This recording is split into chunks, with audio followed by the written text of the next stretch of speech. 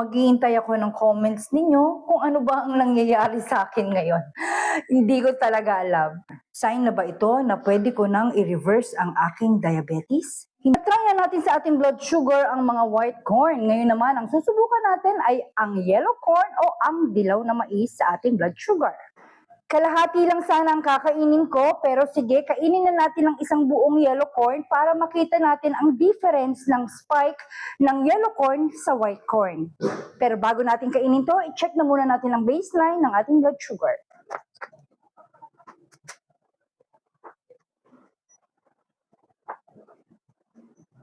(105) as of 10:05 a.m. Kakainin lang muna natin to and then babalik tayo after 1 hour para makita kung ano ang spike ng yellow corn sa ating blood sugar.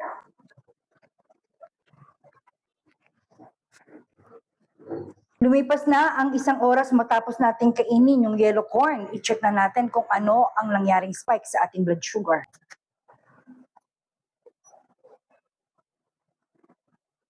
Totoo ba itong nakikita ko? 102 as of 11:10 a.m. Nakakapagduda ang resulta na walang nangyari sa aking blood sugar. Wala naman akong ininom na maintenance o kahit ano after kong kainin yung mais. Balik tayo after 1 hour, baka na-delay lang ang result ng spike. 1 oras na naman ang lumipas, i-check na natin ang ating blood sugar kung na-delay lang ba ang spike nito sa yellow corn.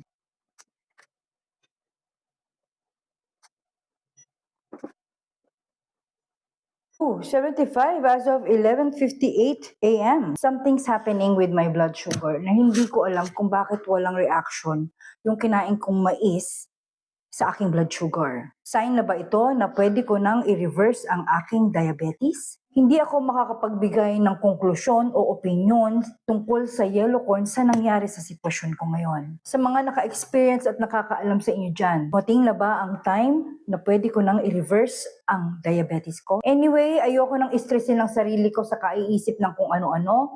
Much better na i-test na lang uli natin sa ibang araw ang yellow corn sa ating blood sugar. Lamang sa puntong ito, maghihintay ako ng comments ninyo kung ano ba ang nangyayari sa akin ngayon. Hindi ko talaga alam. That will be all for my today's journey. See you all tomorrow for my tomorrow's journey. Bye!